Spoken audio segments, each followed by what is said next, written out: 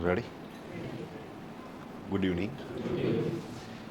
Okay ભાઈ, આપણે GST સમજવાનું શરૂ કર્યું અને આજથી આપણે વાત થઈ હતી એ મુજબ એક્ટ મુજબ જીએસટી સમજવાનું શરૂ કરવું છે. તો જીએસટીની અંદર આપણે વાત થઈ મુજબ તમારું સૌપ્રથમ તો જીએસટીનું ફૂલ ફોર્મ છે goods and services tax. Ready? તો goods and services tax. Okay, goods and services ટેક્સમાં આપણે કયા કયા ચેપ્ટર સમજવાના થશે એ ક્લિયર કરીએ. ડન. તો જેની અંદર આપણે રેગ્યુલર સ્કીમ માટે વિગત સમજવાની છે. તો અહીંયા પહેલાં એ ચોખવટ કરી દઉં તમને કે સમાજમાં 3 પ્રકારના વેપારીઓ તમને જોવા મળે. એક એવો વર્ગ હોય કે જે લોકો પાસે જીએસટી નંબર નથી. એક એવો વર્ગ છે કે જે લોકો કમ્પોઝિશન સ્કીમમાં જાય છે અને એક એવો વર્ગ છે કે જે લોકો રેગ્યુલર જીએસટીની અંદર જાય છે. જો જીએસટી નંબર નથી તો એનું અકાઉન્ટ અલગ રીતે લખાય. કમ્પોઝિશન સ્કીમવાળા માટે પણ અકાઉન્ટિંગ અલગ રીતે લખાશે અને ઇવન એમની રિટર્ન ફાઇલ કરવાની સિસ્ટમ, ટેક્સ કેલ્ક્યુલેટ કરવાની સિસ્ટમ અલગ છે. અને જે વેપારીઓ રેગ્યુલર જીએસટી નંબર ધરાવતા હોય એની અંદર પણ અલગ સિસ્ટમ છે. આપણે હવે જે કાંઈ ડિસ્કસ કરવાના છીએ એ માત્ર ને માત્ર રેગ્યુલરવાળા માટે કરવાના છીએ. કમ્પોઝિશન સ્કીમ કે જીએસટી નંબર નથી એની ચર્ચા આપણે અત્યારે નથી કરવાના, પછી કરશું. તો સ્ટેપ બાય સ્ટેપ એક એક પ્રોસેસ કમ્પ્લીટ કરવી છે સાહેબ. ડન. તો એમાં રેગ્યુલર સ્કીમની અંદર જો તમે કોઈનું નામું લખો છો, મતલબ તમે કોઈ વેપારીનું નામું લખો અને એ લોકો રેગ્યુલર જીએસટી નંબર ધરાવે છે, તો એવા કેસમાં આપણે જીએસટી અંતર્ગત એઝ અ અકાઉન્ટન્ટ ટોટલ 10 કાર્યો કરવાના થાય. જો અહીંયા એક કન્ફ્યુઝન હોય કે યાર હું કોકનું નામું લખું ને એ લોકો રેગ્યુલર જીએસટી નંબર ધરાવતા હોય તો એઝ અ અકાઉન્ટન્ટ જીએસટી અંતર્ગત મારે કયા કયા કાર્યો કરવાના થાય. તો જે 10 કાર્યો કરવાના છે એને આપણે નામ આપ્યું છે 10 કા દમ. દમ મારો દમ મિટ જાય ગમ. તો એક એક દમ લેતા જાશું ને એક એક ટોપિક સમજતા જાશું. તો ટોટલ જે 10 કાર્યો કરવાના એમાં સૌથી પ્રથમ નંબરનું કાર્ય તમારે કરવાનું થશે એલિજિબિલિટી ફોર જીએસટી. પહેલાં તો ડિસાઇડ કરો કે પર્ટિક્યુલર ફર્મ જીએસટીમાં આવે કે ન આવે. તો એ નક્કી કેવી રીતે કરવું એ આપણે આ ચેપ્ટરમાં સમજવાના છીએ. ઓકે, આજનો સેશન શેનો છે ને એ તમને ક્લિયર કરી દઉં. આજનો સેશન માત્ર ઇન્ડેક્સ સમજાવવાનો છે કે જીએસટીમાં તમે આ 10 ચેપ્ટર ભણવાના છો. પછી એક એક ચેપ્ટર ક્લિયર કરાવતો જઈશ તો એની અંદરની વિગતો પણ ક્લિયર થતી જશે. ઇન્ડેક્સ એટલા માટે કે એક આખો ઓવરવ્યૂ તમને મળી જાય કે ભાઈ ઓકે આટલા ટોપિક હું અહીંયા કવર કરીશ. અને એ અત્યારે માત્ર વાત છે રેગ્યુલર સ્કીમ માટે અને એમાં ઇન્ડેક્સ માટે. ભાઈ ક્લિયર છે? તો પહેલાં તો ડિસાઇડ કરો પર્ટિક્યુલર ફોર્મ જીએસટીમાં આવે કે ન આવે. ઓકે, માની લો કે આવે છે. ઓકે, કેમ નક્કી કરવું એ તો જ્યારે ચેપ્ટર ભણશું ત્યારે સમજશું. પણ માની લો કે એ જીએસટીમાં આવે છે તો બીજું કામ થશે તમારું જીએસટી નંબર માટે એપ્લાય કરો. ડન. તો જીએસટી નંબર સાહેબ ઓનલાઈન એપ્લાય કરવાનો છે. www.gst.gov.in આ પોર્ટલ ઉપર જઈને તમારે જીએસટી નંબર ઓનલાઈન એપ્લાય કરવાનો છે. તો એ જે પ્રોસેસ છે એ હું તમને શીખવાડીશ બીજા ચેપ્ટરની અંદર કે ભાઈ નંબર ઓનલાઈન એપ્લાય કેવી રીતે કરવો. ધેન આફ્ટર ત્રીજું કામ આવશે તમારું બિલ બનાવો અને એની અંદર જીએસટી ચાર્જ કરો. Make invoice and charge GST. હવે સાહેબ તમે જીએસટી નંબર લીધો તો જીએસટીના નામની માળા પહેરી લીધી. તો હવે સાહેબ તમારે વેપારી તરીકે તમારા ખિસ્સામાંથી તો જીએસટી ભરવાનો નથી, પણ તમે જ્યારે માલનું વેચાણ કરો અથવા તો તમે સર્વિસ સપ્લાય કરો ત્યારે તમારે કસ્ટમર પાસેથી જીએસટી લેવાનો. હવે અહીંયા તમે જે માલનું વેચાણ કર્યું છે અથવા તો સર્વિસ સપ્લાય કરી છે ત્યારે તમે બિલ બનાવ્યું હોય તો એ બિલની અંદર અત્યાર સુધી તમે જીએસટી એડ કરતા નહોતા, કારણ કે તમે એલિજિબલ નહોતા, તમારી પાસે નંબર નહોતો. પણ હવે તમે એલિજિબલ થઈ ગયા, નંબર લઈ લીધો તો સાહેબ તમારી ઉપર એક જવાબદારી આવી ગઈ કે હવે માલનું વેચાણ કરતી વખતે બિલ બનાવતી વખતે તમારે બિલની અંદર જીએસટી એડ કરવો પડશે. બિલમાં તમારે જે જીએસટી એડ કરવાનો થાય તો એ નિયમ મુજબ એપ્લાય કરવાનો થાય. મન ફાવે એવી રીતે તમે જીએસટી ચાર્જ કરી શકતા નથી. તો એની અંદર અમારે સાહેબ 3 ખ્યાલો આવે. એક આવે પ્લેસ ઓફ સપ્લાય, એક આવે ટાઈમ ઓફ સપ્લાય અને એક આવે વેલ્યુ ઓફ સપ્લાય. જો તમને આ 3 નિયમો સમજાતા હોય તો જ તમે બિલમાં પ્રોપર જીએસટી ચાર્જ કરી શકો. ઓકે, માની લો કે તમે બિલ બનાવ્યું, જીએસટી ચાર્જ કર્યો, પણ નિયમ મુજબ ન કર્યો ને ખોટો કર્યો, તો સાહેબ એવા કેસની અંદર તમે કસ્ટમર પાસેથી જીએસટી તો ઉઘરાવશો જ, એ જીએસટી નેચરલી ગવર્મેન્ટને તો આપશો જ, પણ અહીંયા લોસ જશે તમારા કસ્ટમરને. તમારા કસ્ટમરને ખરીદી કરતી વખતે ભરેલો ટેક્સ બાદ નહીં મળે. હવે જો એને ટેક્સ ભર્યો છે છતાંય બાદ ન મળે તો એ તો ગુસ્સે થાય ને. તો એવા કેસમાં ભવિષ્યની અંદર આપણને ઓર્ડર મળવાના ચાન્સીસ ઘટી જાય, ધંધો ઘટી જાય. તો અહીંયા સાહેબ બિઝનેસ પોઈન્ટ ઓફ વ્યૂથી સાહેબ આ કામ પ્રોપરલી થાય એ જરૂરી છે. તો તમારું ત્રીજું કામ બિલ બનાવો ત્યારે એની અંદર જીએસટી ચાર્જ કરો. ઓકે, ચોથું કામ તમારું વેરીફાઈ પરચેસ બિલ, ખરીદીના બિલ વેરીફાઈ કરો. ઓકે, જેમ આપણે પ્રોપર બિલ બનાવીએ, એ બિલની અંદર પ્રોપર જીએસટી એડ કરીએ તો આપણા કસ્ટમરને ખરીદીમાં ભરેલો ટેક્સ બાદ મળે. તો એવી જ રીતે આપણે જે કસ્ટમર પાસેથી, ક્લાયન્ટ પાસેથી જે જીએસટી ઉઘરાવ્યો છે, એ ઉઘરાવેલો જીએસટી તમારે પૂરેપૂરો ગવર્મેન્ટને નથી આપવાનો. પણ તમે માલ પરચેસ કરેલો હશે, અથવા તો તમે ધંધાના કોઈ ખર્ચ કરેલા હશે, અથવા તો તમે ધંધા માટે કોઈ મિલકત લીધેલી હશે, તો એની અંદર ભરેલો જીએસટી તમને બાદ મળશે. તો અહીંયા તમે જે ખરીદી કરેલી છે, અહીંયા હવે હું છે ને સાહેબ શબ્દ યુઝ કરીશ ખરીદી. ઓકે, હવે આ ખરીદીનો મતલબ થશે માલની ખરીદી, ધંધાનો કોઈ ખર્ચો છે મતલબ કે સર્વિસની ખરીદી, અને ધંધા માટે કોઈ મિલકત લીધેલી છે તો એ મિલકતની ખરીદી. એટલે હું ખરીદી એમ બોલું તો તમે આખું સમજી લેજો ભાઈ. ક્લિયર છે? ડન. તો અહીંયા ખરીદીની અંદર ભરેલો ટેક્સ આપણને બાદ મળે, પણ સાહેબ અહીંયા ખરીદીની અંદર ભરેલો ટેક્સ તમને અમુક શરતોએ બાદ મળે. સાહેબ આ કેટલી શરતો છે? સાહેબ આ 8 શરતો છે. કેટલી? 8. અત્યારે ખાલી મોટી મોટી વાત કરું છું તો એમને બોલું છું કે કઈ 8 શરતોને આધીન તમને આ ખરીદીમાં ભરેલો ટેક્સ બાદ મળશે. તો એક તો તમે જે માલ પરચેસ કર્યો છે એ તમારે આગળ વેચવાનો છે. હા, અહીંયા સર્વિસ જે પરચેસ કરી છે એ તો વેચવાની વાત આવતી નથી. અને સેમ વસ્તુ ધંધા માટે કોઈ મિલકત લીધેલી છે તો એ તમે જ યુઝ કરી નાખી છે, પણ ધંધા માટે છે તો એની અંદર ભરેલો ટેક્સ તમને બાદ મળે છે. પણ હા, તમે જે માલ પરચેસ કર્યો એ માલ તમારે આગળ શું કરવાનું છે? કોકને વેચવાનો છે. આ પહેલી શરત. બીજી શરત, તમે જે માલ વેચો તો તમારે બિલની અંદર અલગથી ટેક્સ એડ કરવાનો થશે, જેને અમે કહીએ છીએ ટેક્સ ઇનવોઇસ. રેડી? ડન. ભાઈ મોબાઈલ છે ને એ બાજુમાં મૂકી દે ઊંધો કરીને. ડન. અને મારી સામું જ જોવાનું છે. રેડી? ડન. સરસ ભાઈ. ડન. ઓકે ભાઈ. હા, ક્યાં હતા આપણે? રેડી. તો તમારે એક તો માલનું વેચાણ થવું જોઈએ. બીજું, તમે જે વેચાણ કરતી વખતે બિલ બનાવો એ બિલમાં ટેક્સ અલગથી દેખાવો જોઈએ, એટલે કે ટેક્સ ઇનવોઇસ તમારે આપવાનું છે. ત્રીજું, તમે જેની પાસેથી માલ પરચેસ કરેલો છે એણે તમને પણ ટેક્સ ઇનવોઇસ આપેલું હોવું જોઈએ. ચોથું, તમે જેની પાસેથી માલ પરચેસ કર્યો છે એણે તમને જે બિલ આપ્યું છે, ટેક્સ ઇનવોઇસ આપ્યું છે, એમાં તમારો અને એનો જીએસટી નંબર સાચો લખેલો હોવો જોઈએ. ભાઈ ક્લિયર છે? પાંચમું, કેટલી શરત થઈ? 4. ઓકે, 5મા નંબરની શરત, એણે મતલબ કે તમારા સપ્લાયરે તમારી પાસેથી જે ટેક્સ વસૂલ કરેલો છે એ ટેક્સ એણે ગવર્મેન્ટમાં આપેલો હોવો જોઈએ. એ પોતાના ખિસ્સામાં રાખી લે તો ના ચાલે. એમણે એટલે કે તમારા સપ્લાયરે ટેક્સ આપી દીધા બાદ હિસાબ દેવો પડે તો એણે રિટર્ન ફાઇલ કરેલા હોવા જોઈએ. એમણે GSTR 1ની અંદર 4 નંબરની કોલમમાં ડિટેલ્સ દેખાડેલી હોવી જોઈએ, અને એ પણ સાચી દેખાડેલી હોવી જોઈએ.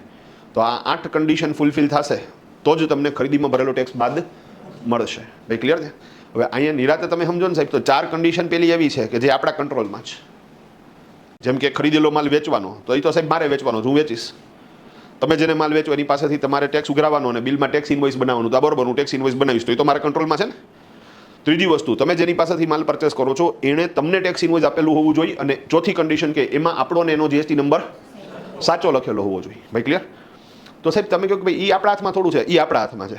કારણ કે જ્યારે હું માલ પરચેસ કરીશ ત્યારે બિલ તો આવશે ને, તો એ બિલને મારે અહીંયા શું કરવું પડશે?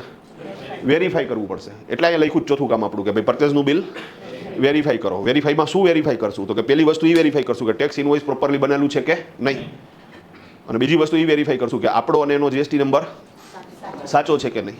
હવે આપણો જીએસટી નંબર તો આપણને ખબર છે, એનો જીએસટી નંબર આપણે જીએસટી પોર્ટલ ઉપરથી ચેક કરી લેવાનો. અને એ કેવી રીતે થશે એ અહીંયા હું પ્રેક્ટિકલ કરીને દેખાડીશ તમને કે ભાઈ જીએસટી પોર્ટલ ઉપર તમે કોઈ પણનો જીએસટી નંબર વેરીફાઈ કરી શકો છો. ડન. હવે માની લો કે સાહેબે મને બિલ આપ્યું પણ એ બિલ ટેક્સ ઇનવોઇસ નથી, હું તરત જ ના પાડી દઈશ કે ભાઈ ભગવાન મારે તમારી પાસેથી માલ નથી લેવો. ભાઈ ક્લિયર છે? ડન. માની લો ટેક્સ ઇનવોઇસ આપ્યું પણ એમાં મારો જીએસટી નંબર ખોટો લખ્યો છે અથવા નથી લખ્યો, તો હું એને કહીશ કે ભાઈ બાપુ આમાં મને જીએસટી નંબર સુધારી દો, નહીંતર મારે માલ નથી લેવો. ભાઈ ક્લિયર છે આખી વસ્તુ? અને એનો જીએસટી નંબર હું સર્ચ કરીશ તો એમાં માની લો કે એ ડિસઅલાઉ દેખાડે છે, મતલબ કે એવો કોઈ નંબર એક્ટિવ છે જ નહીં, તો હું ના પાડી દઈશ કે ભાઈ મારે માલ નથી લેવો. કામ તો કે ભાઈ હું તમારી પાસેથી માલ લઉં, તમે આ જીએસટી એડ કરો છો, મને એ ભરેલો જીએસટી બાદ નહીં મળે, તો હું કામ ભાઈ તમારી પાસેથી માલ લઉં. પણ અહીંયા એક વસ્તુ તમે જો ટાઈમલાઈન સમજતા હોય તો જ્યારે માલ પરચેસ કરો ને ત્યારે જ આ ચેક કરજો. મહિનો પૂરો થઈ ગયા પછી જ્યારે એકચ્યુઅલમાં જીએસટી કેલ્ક્યુલેટ કરવાની વાત આવશે ત્યારે ચેક ન કરાય, કારણ કે ત્યારે ઓલરેડી મહિનો શું થઈ ગયો, પૂરો થઈ ગયો. તો એવા કેસમાં સાહેબ તમે જે માલ પરચેસ કર્યો છે એ માલ તમે આગળ કોકને વેચી નાખ્યો હોય તો સાહેબ તમે એમ ન કહી શકો કે ભાઈ માલ નથી જોતો, કારણ કે તમે આગળ શું કરી નાખો, કોકને વેચી નાખો. તો બેટર ઓપ્શન છે કે ટાઈમલાઈન મુજબ જુઓ તો તમારે એ પરચેસના બિલ વેરીફાઈ ક્યારે કરવાના, જ્યારે માલ લ્યો ત્યારે જ. હા, માલ પછી જ ગોડાઉનમાં અંદર જવો જોઈએ. પહેલાં શું થવું જોઈએ, બિલ વેરીફાઈ થવું જોઈએ. શું કામ વેરીફાઈ કરીએ છીએ તો કે સાહેબ ખરીદીની અંદર ભરેલો ટેક્સ મારે બાદ લેવો છે, પ્રોપર બિલ બનેલું હશે તો જ બાદ મળશે. ભાઈ ક્લિયર છે આખી વાત? બીજું, ખરીદીમાં ભરેલો જીએસટી બાદ લેવો ને એ જીએસટીનું મોસ્ટ આઈએમપી કામ છે પ્રેક્ટિકલ વે ઉપર. કારણ કે નોર્મલી તમે કોઈ પણ બિઝનેસ ઉપાડો તો એમાં તમારો નફાનો દર જીએસટીના દર કરતાં ઓછો છે મોટાભાગના કેસમાં. ફરીથી બોલું છો, શબ્દ પકડજો. મોટાભાગના કેસમાં નફાનો દર જીએસટીના દર કરતાં ઓછો છે. હું તમને એક એક્ઝામ્પલ આપું સાહેબ. અમારે એક મિત્ર છે, એ પોતે એર કન્ડિશન વેચે. હવે એર કન્ડિશન ઉપર હવે જ્યારે જીએસટી 2.0 આવ્યું ત્યારથી જીએસટીના દર થઈ ગયા 18%. પણ ઘણાને ખ્યાલ છે કે પહેલાં એના ટેક્સ હતા 28%. હવે સાહેબ 28% ટેક્સ લાગે. જ્યારે તમે એસી વેચો ને તો અમારું ડીપી માર્જિન સાહેબ 4% છે. હવે તમે વિચારો, ₹1,00,000 એર કન્ડિશન હોય એ અમે વેચીને તો અમને 4,000 રૂપિયા મળે, પણ એ એસી પરચેસ કરતી વખતે અમે જીએસટી કેટલા રૂપિયાનો ભર્યો છે? 28,000 રૂપિયાનો. હવે જો અમે ખરીદીમાં ભરેલો ટેક્સ બાદ ન લઈ તો એવા કેસમાં અમારું કોસ્ટિંગ વધી જાય. હવે કોસ્ટિંગ વધી જાય તો પ્રેક્ટિકલી 28,000થી કોસ્ટિંગ વધે, જ્યારે ખરેખર નફો 4,000 થયો તો આપણે તો 24,000 રૂપિયા લોસમાં વયા ગયા ને. અને લોજિકલી જોવો તો સાહેબ 24,000 નહીં 28,000 લોસમાં ગયા, કારણ કે ખરેખર તો આપણને 28,000 પૂરેપૂરા શું થવા જોતા હતા, બાદ મળવા જોતા હતા. તો ઘણા બધા બિઝનેસની અંદર એ લોકો ખરીદીમાં ભરેલો ટેક્સ બાદ નથી લેતા, અથવા તો એ બાજુ આળસ દેખાડે છે, ઉદાસીનતા દેખાડે છે ને એને હિસાબે ધંધો બંધ કરવો પડે. અને પછી ગાળો દે મોદી સાહેબને, જીએસટી આવ્યું પથારી ફેરવી નહીં કરે. અરે પણ તો ખરીદીમાં ભરેલો ટેક્સ બાદ લે ને પ્રોપરલી, ખરીદીનું બિલ વેરીફાઈ કર. જો એમાં પ્રોપર બિલ નથી તો ત્યારે ને ત્યારે સામેવાળાને કે ભાઈ સુધારી દે, અધરવાઇઝ બિલ એક્સેપ્ટ જ ન કર. હા સાહેબ.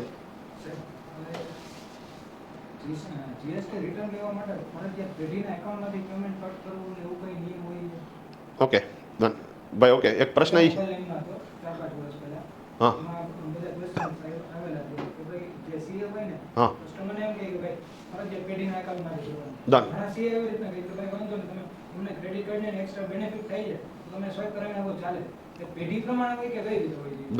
ભાઈ પેલા પ્રશ્ન સમજાવું છું, એ શું કહેવા માગે છે.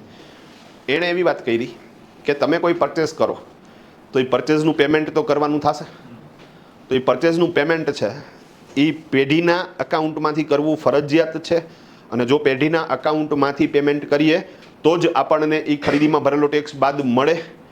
ના, આવું નથી. સમજાવું. પહેલી વાત તો એ કે માની લે કે મેં આ સાહેબ પાસેથી આજે માલ લીધો, તો અત્યારે કયો મહિનો ચાલુ છે? ફેબ્રુઆરી. ભાઈ બરાબર છે? તો ફેબ્રુઆરી મહિનો છે, 2026 છે. તો આજે મેં માલ લીધો તો ફેબ્રુઆરીમાં હું જેટલા પણ માલ પરચેસ કરીશ એની મને ઇનપુટ ટેક્સ ક્રેડિટ માર્ચમાં જ્યારે ફાઇનલ મારે આ મહિનાનો જીએસટી ભરવાનો થશે એની સામે બાદ મળી જશે.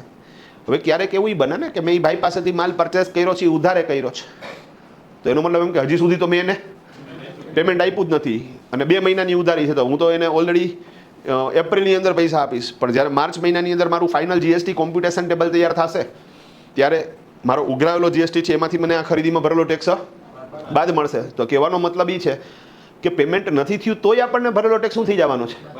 બાદ મળી જવાનો છે. આ એક વસ્તુ થઈ ગઈ. બીજી વસ્તુ, ઘણી વખત આપણે જોયું હોય કે પેમેન્ટ કરવું એ મહત્વનું છે. હા, આની અકાઉન્ટિંગ ઇફેક્ટ તમારે આપવી પડે, એ એક અલગ મુદ્દો થઈ ગયો, તમે સમજી ગયા. પણ ઘણી વખત એવું બને, અને આ વસ્તુ પ્રેક્ટિકલી મેં જોયેલી છે, મારામાં અનુભવેલી છે. કહું તમને કે ભાઈ ફોર એક્ઝામ્પલ મારે એક લેપટોપ લેવું હતું મારે ફર્મ માટે. ડન. એમેઝોન ઉપર લેપટોપની સ્કીમ સરસ મજાની હાલતી હતી અને એમાં HDFC બેંકનું ક્રેડિટ કાર્ડ જ એ લોકો લેતા હતા. આ જ પ્રશ્ન છે ને? ડન. તો HDFC બેંકનું ક્રેડિટ કાર્ડ, તો હવે મારા બંનેવી પાસે HDFC બેંકનું ક્રેડિટ કાર્ડ છે. તો બનાવીને કીધું ભાઈ તમે એક કામ કરો, ભાઈ મને ક્રેડિટ કાર્ડના નંબરને ડિટેલ્સ મોકલો, હું પરચેસ કરી લઉં છું. તો પ્રેક્ટિકલી સાહેબ એ જે મેં લેપટોપ પરચેસ કર્યું એ પેઢીના નામે કર્યું છે, પણ એનું જે પેમેન્ટ થયું છે એ તો અત્યારે ક્યાંથી થયું છે? થર્ડ પાર્ટીમાંથી થયું છે. ભાઈ ક્લિયર છે? એના ક્રેડિટ કાર્ડમાંથી થયું છે. હવે અહીંયા મારે શું કરવું જોઈએ ને એ હું તમને કહી દઉં. આ વસ્તુ આપણે મગજમાં રાખશું. અત્યારે તો બનાવીએ પેમેન્ટ કરી દીધું, પણ હવે મારે ભવિષ્યમાં બનાવીને પૈસા દેવાના થશે ને, આપણે એને બટકાવી તો ન હોકી. કેટલી વાર બટકાવી તું સમજ વસ્તુ આખી આખી. હા ડન, એકવાર તો બટકાવી દીધા, પણ અગેન મારે એને પૈસા તો દેવાના થશે. તો અહીંયા હવે હું જે એને પેમેન્ટ કરીશ ને ભાઈ, એ મારા કરંટ ખાતામાંથી કરીશ, એટલી હું ચોકસાઈ રાખીશ. ભાઈ ફરીથી તમે સમજી ગયા વસ્તુ આખી આખી. એ અકાઉન્ટિંગ મુદ્દો છે એકચ્યુઅલી. તો અહીંયા જ્યારે શરૂઆતમાં જે હું લેપટોપ પરચેસ કરું છું ત્યારે મારા બેલેન્સ શીટમાં એ લેપટોપ એસેટ્સ બાજુ એડ થશે, પણ સામે મેં પૈસા આપ્યા નથી, તો અત્યારે કાંઈ મારું બેંક કે કેશ માઇનસ થવાનું નથી. તો મારા બેલેન્સ શીટમાં લાયબિલિટીઝ બાજુ, દેવા બાજુ બનાવીનું નામ ઊભું રહે કે ભાઈ મારે બનાવીને 50,000 રૂપિયા લેપટોપના દેવાના છે. ભાઈ ક્લિયર? તો જ્યારે લેપટોપ લીધું ત્યારે બેલેન્સ શીટમાં લેપટોપ આવી ગયું અને લાયબિલિટીઝ બાજુ બનાવીનું દેવું આવી ગયું. આવી એકાઉન્ટિંગ એન્ટ્રી કરવી પડે. ભાઈ ક્લિયર? હવે જ્યારે હું બનાવીને મારા કરંટ ખાતામાંથી પૈસા ટ્રાન્સફર કરું છું ત્યારે મારા બેલેન્સ શીટમાં અસેટ્સ બાજુ જે કરંટ ખાતાની બેલેન્સ હશે એ માઇનસ થઈ જશે, અને સામેની બાજુ બનાવીનું જે દેવું હતું એ પણ માઇનસ થઈ જશે. તો અહીંયા આ રીતની મારે અકાઉન્ટિંગ ઇફેક્ટ સેટ કરવી પડે. પણ હા, તમે આ રીતે પરચેસ કરી શકો અને એમાં ભરેલો ટેક્સ બાદ લઈ શકો, સિમ્પલ. પણ આજે નહીં તો કાલે તારે એનું રીપેમેન્ટ તો કેવી રીતે કરવું પડશે? કરંટ એકાઉન્ટમાંથી જ કરવું પડશે. ભાઈ ક્લિયર છે આખી વાત? તો ઇઝી પ્રોસેસ. હા, તું કેશ દઈ દે તોય ચાલે, રિપીટ, કેશ દઈ દે તોય ચાલે, પણ again as a tax consultant A suggested નથી. કરંટ ખાતામાંથી તમે કરશો ને તો સાહેબ તમે ભવિષ્યની અંદર કંઈક વેરી આવશે તો સાબિત કરી શકશો કે ભાઈ અત્યારે એણે પેમેન્ટ કરી દીધું હતું તો મારે એને દેવાના હતા, મેં મારા કરંટ ખાતામાંથી જ શું કરી દીધા, એને આપી દીધા સ્ટેટમેન્ટની એન્ટ્રી, તો તમે એને ક્વેરીને સોર્ટ આઉટ કરી શકો. સિમ્પલ. હા સાહેબ. હા, નહીં મળે બાદ, એટલે જ હું પ્રેફરન્સ આપું છું કે ભાઈ ખરેખર તમારે શું કરવું જોઈએ? કરંટ ખાતામાંથી જ દેવું જોઈએ. હા, અત્યારે ને અત્યારે નું આપો તો ચાલશે, પણ જે રીપેમેન્ટ થશે એ તો કેમાંથી થવું જોઈએ?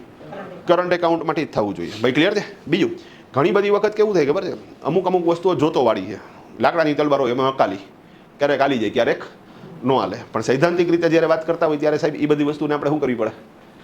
સાઈડમાં રાખવી પડે. તો ઇઝી પ્રોસેસ છે. ડન. ઓકે, અહીંયા આપણે બે વાત કરશું એટલે કોઈ ચિંતા નથી. ડન. પણ ચોથું કામ આપણું, આપણે જે હાલતી હતી ગાડી ક્યાં હતી તો કે વેરીફાઈ કરો. તો સૌથી પહેલાં નક્કી કરો પર્ટિક્યુલર ફોર્મ જીએસટીમાં આવે કે ન આવે. આવે તો જીએસટી નંબર માટે એપ્લાય કરો. દેન આફ્ટર બિલ બનાવતી વખતે જીએસટી ચાર્જ કરો. એની અંદર place of supply, time of supply અને વેલ્યુ ઓફ સપ્લાયનો કન્સેપ્ટ તમારે સમજવો પડશે. એ જ્યારે ત્રીજું ચેપ્ટર આવશે ત્યારે સમજાવીશ. ચોથી વસ્તુ થશે પરચેસના બિલ વેરીફાઈ કરો. શું કામ વેરીફાઈ કરવું તમે સમજી ગયા? કારણ કે જો તમને ટેક્સ ઇનવોઇસ નથી મળ્યું તો તમને ભરેલો ટેક્સ બાદ નહીં મળે, અને જો એમાં આપણો એનો જીએસટી નંબર સાચો નહીં લખેલો હોય તો પણ તમને ભરેલો જીએસટી બાદ નહીં મળે. અને ખરીદીમાં ભરેલો જીએસટી બાદ લેવો એ કોઈ પણ વેપારી માટે મોસ્ટ આઈએમપી વસ્તુ છે. Hello clear? હવે મહિનો પૂરો થઈ ગયો. હવે આખા મહિના દરમિયાન તમે શું ખેલ કર્યા? અહીંયા એક વસ્તુ એ મગજમાં રાખજો કે જીએસટીનો જે હિસાબ થાય ને એ દર મહિને થાય. ઓકે, ઇન્કમ ટેક્સનો જે હિસાબ થાય એ વર્ષે એક જ વખત થાય, પણ જીએસટીનો જે હિસાબ થશે એ દર મહિને થશે. ભાઈ ક્લિયર છે? તો હવે મહિનો પૂરો થઈ ગયો. માની લો ફેબ્રુઆરી મહિનો પતી ગયો, તો ફેબ્રુઆરી મહિના દરમિયાન મેં 200 જણાને માલ વેચ્યો છે. ભાઈ ક્લિયર? તો એ 200 જણા પાસેથી જીએસટી ઉઘરાણો હશે ને, તો ગ્રાહક પાસેથી જીએસટી તમે જે ઉઘરાવ્યો છે એને કહેવાય આઉટપુટ જીએસટી. ફરીથી બોલું છું, માલનું વેચાણ કર્યું, ગ્રાહક પાસેથી તમે જે જીએસટી ઉઘરાવ્યો, જીએસટી આવ્યો તમારી પાસે, રેડી, એને શું કહેવાય? આઉટપુટ જીએસટી કહેવાય. અહીં એક પ્રશ્ન એવો કે સાહેબ જીએસટી તો આવ્યો ને, તો ઇન થયો ને, તો ઇનપુટ જીએસટી ન કહેવાય? નહીં. કેમ કે માલ આઉટ થયો ને, માલ આઉટ થયો, માલ ગયો, સર્વિસ ગઈ એટલે જીએસટી આવ્યો. એટલે આઉટપુટ નામ એ રીઝનથી રાખ્યું છે લોકોએ. અહીંયા મિસઅન્ડરસ્ટેન્ડિંગ ન થાય. તો ગ્રાહક પાસેથી તમે જે જીએસટી ઉઘરાવો એને કહેવાય આઉટપુટ જીએસટી. ઓકે, માલ તમે જે પરચેસ કર્યો છે એમાં તમે જે ઓલરેડી જીએસટી ભરી દીધો છે એને કહેવાય ઇનપુટ જીએસટી. કાં તો કે માલ ઇન થયો ને એટલે એને કેવો કીધો ઇનપુટ જીએસટી. તો મહિનો પૂરો થાય ને ત્યારે તમારે એ જોવાનું કે ટોટલ આઉટપુટ જીએસટી કેટલો છે અને ટોટલ ઇનપુટ જીએસટી કેટલો છે, એટલે તમને નેટ જીએસટી મળે. તો તમે આ જે નેટ જીએસટી કેલ્ક્યુલેટ કરો છો, ફાઇન્ડ આઉટ કરો છો, એ તમારું પાંચમું કામ છે, પ્રિપેર કોમ્પ્યુટેશન ટેબલ. કોમ્પ્યુટેશન ટેબલનો મતલબ થશે ટેક્સની ગણતરી દર્શાવતું પત્રક. Prepare computation table. તો અહીંયા બહુ ઇઝી છે. તો તમે ઇવન આજે જ કોઈ પણ પેઢી માટે જીએસટી મહિનો પૂરો થયા પછી કેટલો ભરવાનો એ તમે ગણી શકો. માની લો તમારા બિઝનેસ છે તો તમારે ખાલી એ જોવાનું કે ભાઈ હમણાં લાસ્ટ મંથ એક ગયો ને જાન્યુઆરી મહિનો, તો તમે એક કામ કરો, 1 જાન્યુઆરીથી 31 જાન્યુઆરી સુધીના વેચાણના બિલ લઈ લેવાના. ભાઈ ક્લિયર છે? હવે એમાં કઈ ટકાવારીથી જીએસટી તમે ચાર્જ કરેલો છે એની યારે કોઈ લેવા દેવા નથી. એમ તમે 5% કર્યો 12% કર્યો એની યારે કોઈ લેવા દેવા નથી. આપણે ઓવરઓલ ફિગર જ જોઈ છીએ ટૂંકમાં. તો દરેક બિલની અંદર જીએસટીનો જે ફિગર લખેલો છે કે ભાઈ 500 રૂપિયા ઉઘરાવ્યા, 1200 રૂપિયા ઉઘરાવ્યા, 1500 રૂપિયા ઉઘરાવ્યા, તો એ ટોટલ કેલ્ક્યુલેશન થયું તમારું ફોર એક્ઝામ્પલ 2 લાખ રૂપિયાનું. એનો મતલબ એમ કે તમે 200 જણાને માલ વેચો, ગ્રાહક પાસેથી જીએસટી ઉઘરાવ્યું, ટોટલ કેટલો થયો 2 લાખ. તો આઉટપુટ જીએસટી કેટલો થશે 2 લાખ. ઓકે, 2 લાખ પૂરેપૂરા ગવર્મેન્ટને આપી દઉં? નહીં સાહેબ, તમે રી અને દી કરેલી છે તો એની અંદર ભરેલો જીએસટી તમને બાદ મળશે. આ બરોબર છે. તો એ ત્રણેયના બિલ લ્યો, ખાલી માલની ખરીદીના નહીં હો. અને ત્રણેયના બિલની અંદર તમારે શું કરવાનું સાહેબ? કેટલો જીએસટી ઓલરેડી ભરી દીધો છે એનું ટોટલ મારી લ્યો. હવે ટોટલ થઈ ગયો 1,80,000. તો ગ્રાહક પાસેથી ઉઘરાવેલો જીએસટી 2 લાખ, ખરીદીમાં ભરેલો જીએસટી 1,80,000. તો ફાઇનલ ભરવાનો જીએસટી 20,000. તો કેલ્ક્યુલેશન થઈ ગયું સાહેબ, મારે 20,000 રૂપિયા ગવર્મેન્ટને આપવાના છે. વાર્તા પૂરી. ભાઈ ક્લિયર છે? તો આજે અમે કેલ્ક્યુલેશન કરો ને એને કહેવાય કોમ્પ્યુટેશન ટેબલ. હવે કોમ્પ્યુટેશન ટેબલ બનાવવું એટલે તમને ખબર પડી જાય કે સાહેબ મારે કેટલો જીએસટી ભરવાનો છે. તમને ખબર પડી ગઈ. તમે કે મારે 20,000 ગણ્યો ને 20,000 ભરવાનો, તો હું તો 20,000 ભરી આવું એટલે વાર્તા પૂરી. દેવું જોતું જ નથી. સરકાર કે ના મુન્ના ના, એ કે હા અત્યારે જે જીએસટી ગણ્યો છે એ તે ગણ્યો છે.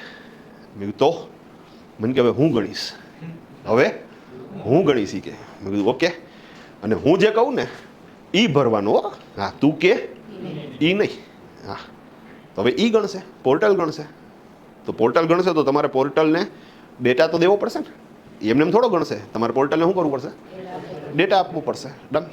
આ કેના જેવી વાત થઈ? તો કે આપણે પેપર દઈને બહાર નીકળ્યા પછી કોઈ મિત્ર સાથે આપણે ગુફ્તગુ કરીએ, ડિસ્કશન કરીએ, અને એમાં આપણે બધું ચેક કરીએ કે ભાઈ હાલ તો ભાઈ ચેક કરતો જતો ખટખટ ખટખટ, આ સાચું ના સાચું, આ ખોટું ના સાચું. પછી છેલ્લે તમે તમારી રીતે શું કરો? માર્ક ગણો કે ભાઈ આમાં 100માંથી 80 તો આવી જ જાય. અવળી આટી. હા ડન, 80 તો આવશે જ. તો આવી ગયા નહીં ને? કાં તો કે એ તો તમે ગણ્યા. હવે કોણ ગણશે? હવે પેપર ચેકર કરશે, અને એ જે કરે એ સાચું, તમે કહો એ નહીં. તો અહીંયા આપણે કેલ્ક્યુલેટ કર્યું કે ભાઈ 20,000નો ટેક્સ થાય છે, તો એ ઓકે, આપણા બુદ્ધિ ક્ષમતા મુજબ આપણે પ્રોપર જ ગણ્યું છે. પણ એ સાચું નહીં, સાચું તો એ. હા, હવે ઓકે, પેપર ચેક ક્યારે કરે? જ્યારે તમે એને લખેલું પેપર આપો ત્યારે. ડન. તો અહીંયા તમારે એને પેપર દેવું પડશે. એવી જ રીતે જીએસટીની અંદર તમારે જીએસટી પોર્ટલને ડેટા દેવો પડશે. હવે જો તમે લોજિક સમજી ગયા હોય ને તો તમને એટલું તો સમજાઈ જાય સાહેબ કે આ જે જીએસટી પોર્ટલને ડેટા દેવાનો છે એમાં મારે કેટલા ડેટા દેવાના થાય? 2. કયા કયા? તો કે એક તો આઉટપુટના એટલે કે સેલ્સના ડેટા. હાલો સુપર. એક મારે કયો ડેટા દેવાનો થાય? તો જો હું સેલ્સનો ડેટા આપીશ તો પોર્ટલને ખબર પડી જાય કે ભાઈ તમારે કોની પાસેથી જીએસટી ઉઘરાવ્યો છે. હા બરોબર સાહેબ. ઓકે, બીજો ઇનપુટનો એટલે કે ખરીદીનો. તો ખરીદીનો ડેટા આપું તો સરકારને ખબર પડી જાય કે ઓકે આને કયા કયા ખરીદીની અંદર ભરેલો ટેક્સ બાદ લીધો છે. અને જેમ આપણે કેલ્ક્યુલેશન કર્યું એવી જ રીતે કોણ કરશે? એ કરશે. એમાં કંઈ જાદુ તો કરવાના નથી. તમે સમજી ગયા? ડન. તો આવી કંઈક સિસ્ટમ છે સાહેબ પોર્ટલમાં. તો હવે મારે પોર્ટલમાં સાહેબ જે ડેટા દેવાનો છે, જો ટેક્સ તો પછી ભરવાનો છે, પહેલાં તો ડેટા દેવાનો છે. તો આ ડેટા દેવાની જે પ્રક્રિયા છે એને કહેવાય રિટર્ન ફાઇલિંગ પ્રોસેસ. એને કહેવાય રિટર્ન ફાઇલિંગ પ્રોસેસ. ડન. જીએસટીના રિટર્ન ફાઇલ કરવાની પ્રોસેસની ચર્ચા ચાલુ કરી આપણે. ભાઈ રેડી? ડન. તો રિટર્ન ફાઇલિંગ પ્રોસેસમાં પહેલો પ્રશ્ન એ કે સાહેબ મારે કેટલા રિટર્ન ભરવાના? તો સાહેબ તમારે દર મહિને 3 રિટર્ન ભરવાના. તમે હમણાં તો 2ની વાર્તા કરતા હતા. હા, આ તો 3જું આવી ગયું હવે, હે ને? ગળી. તો આ બધું અલ્પવિરામ વાળું હોય, ગમે એટલા એડ થાય. તમે સમજી ગયા? તો ટેન્શન ન રાખતા, પણ જે સમજાવું એ સમજી લેજો એટલે વાર્તા પૂરી થઈ જાય. તો અત્યારે આપણે 3ના લગ્ન છે તો 3ની જ વાત કરશું ભાઈ. બરોબર છે? ડન. ઓકે, એક આવશે GSTR 1, એક આવશે GSTR 2 અને એક આવશે GSTR 3. હા બરોબર છે. હવે ખાલી એ કહી દો કે 1, 2 ને 3 કેના હાટું જ કહી દઉં. GSTR 1 for the outward taxable supplies. Outward taxable supplies, આપણી ભાષામાં વેચાણનો ડેટા. એક્ટમાં લખેલું હોય તમારે એ વાંચવું પડે ને, એ તમે સમજી ગયા ને. Okay, GSTR2 for the inward taxable supplies, આપણી ભાષામાં કહી તો ખરીદીનો ડેટા. તમે કે બે તો થઈ ગયું હતા 3. ઓકે, 3 છે ને સાહેબ, છે GSTR3 monthly return form summary. એ ખાલી શું છે? સમરી છે. મતલબ કે 1 ની અંદર તમે જે સેલ્સ આપ્યું હોય ને એ એમ બિલ વાઇઝ ડિટેલમાં આપ્યું હોય, સમજી ગયા? તો અહીંયા ખાલી એની શું આવે? સમરી આવે કે ભાઈ ટોટલ વેચાણ કેટલું થયું. ભાઈ ક્લિયર? પછી વાં બિલ વાઇઝ જે ડેટા નાખ્યો છે ને એમાં તમે બિલ વાઇઝ દેખાડ્યું હોય કે ભાઈ કયા બિલમાં કેટલો GST કલેક્ટ કરેલો છે. આમાં ટોટલ મારવાનું તમારે કે ભાઈ આખા મહિનામાં ટોટલ GST કેટલો થયો, તો કે 2 લાખ. ટોટલ ખરીદી કેટલી, ટોટલ ખરીદીમાં ભરેલો GST કેટલો અને ફાઇનલ GST કેટલો. દેશી ભાષામાં સ્ટીકર. તમે સમજી ગયા? સમરી. તો એ થઈ ગયું GSTR3. તો આપણે કયા કયા રિટર્ન આવશે? GSTR1, GSTR2, GSTR3. Okay, next પ્રશ્ન સાહેબ, આ રિટર્ન મારે ભરવાના ક્યારે? ઓકે, આ રિટર્ન તમારે મહિનો પૂરો થઈ ગયા પછી ભરવાના નોર્મલી. હવે જ્યાં હું નોર્મલી બોલું ત્યાં પાછો અપવાદરૂપ કિસ્સો હોય. અહીંયા એવો નિયમ છે કે જો કોઈ પેઢીનું ટર્નઓવર 5 કરોડ કરતાં ઓછું છે તો એ પેઢીને એક ઓપ્શન આપવામાં આવે કે તમારે મહિને રિટર્ન ફાઇલ કરવું હોય તો એ કરી શકશો, અને તમે ક્વાર્ટરલી એટલે કે 3 મહિને રિટર્ન ફાઇલ કરવું હશે તોય કરી શકશો. અત્યારે આપણે જે સમજણ કેળવીએ છીએ તેમાં આપણે એવું માનીને ચાલીએ કે બધા વેપારીઓ મહિને રિટર્ન ફાઇલ કરે છે. ભાઈ ઓકે, ડન. તો મંથલી રિટર્ન ફાઇલ કરવાની વાત છે. ડન. તો મહિને ક્યારે કરવાનું? તો કે સાહેબ મહિનો પૂરો થઈ ગયા પછી. ઓકે, મહિનો પૂરો થઈ ગયા પછી ક્યારે? તો કે સાહેબ તમારે GSTR1 માટે 10 તારીખ છે, 2 માટે 15 તારીખ છે અને 3 માટે 20મી તારીખ છે લાસ્ટ.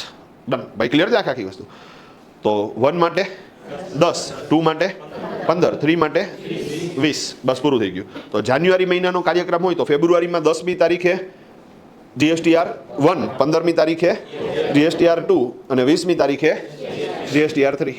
ભાઈ બીજું આમાં હું એક્ટમાં જે મુજબ લખ્યું છે એ મુજબ ડિસ્કસ કરું છું. પછી પાછું અત્યારે વર્તમાન સમયમાં એમાં ચેન્જીસ હશે તો આગળ આવશે. ભાઈ ક્લિયર છે? તો અત્યારે આપણે જે વાત કરીએ છીએ એમાં હવે આપણો મહિનો પૂરો થઈ ગયો, આપણે ગણ્યું કે કેટલો GST થશે, પણ હવે કોણ ગણશે? પોર્ટલ. તો પોર્ટલને આપણે શું કરવું પડશે? ડેટા દેવો પડશે. તો પોર્ટલમાં હવે મહિનો પૂરો થઈ ગયા પછી આવી 10મી તારીખ. ઓકે, 10મી તારીખે આપણે શું કરવાનું? GSTR1 અપલોડ કરવાનું. GSTR1 કઈ તારીખે અપલોડ કરશું? 10મીએ. અને એમાં કયો ડેટા ચડાવશું? સેલ્સનો. તો અહીંયા જો છઠ્ઠું કામ આપણું પ્રિપેર એન્ડ ફાઇલ GSTR1. હાલો ભાઈ, 1માં આપણે સેલ્સનો ડેટા ચડાવી દીધો એટલે સરકારને ખબર પડી ગઈ કે આટલો GST ધર્માએ ઉઘરાવ્યો છે. હવે 10મી તારીખ થઈ ગઈ પૂરી. ઓકે, 10મી તારીખ પતી ગઈ. હવે કઈ તારીખ આવશે? ઓકે, 10મી તારીખ પતી ગયા પછી કઈ તારીખ આવશે? કઈ તારીખ આવશે? નહીં આવશે કઈ? 11. હા, ડન. રેડી. ઓકે, 10મી તારીખ પતી ગયા પછી કઈ તારીખ આવશે? 11 તારીખ આવશે. 10 પછી તો 11 જ આવે ને. તમે કહો હમણાં તમે 15ના ગુણગાન ગાતા હતા, એ પછીની વાત છે. આપણે અત્યારે વચ્ચે પાસે 11 આવી ગઈ ને. ઓકે, હવે 11 કંઈ થાય? હા થાય ને. 11 કંઈક થાય. 11 શું થાય? તો કે 11 જાદુ થાય. જાદુ તેરી નજર ખુશ્બુ તેરા બદન. ડન હે? હા. ગીત સાંભળ્યું ને તમે? તો ઇઝી છે. કયા પિક્ચરનું હે? ડર પિક્ચરનું ગીત છે ભાઈ. ડન હે? હા. તો ઇઝી.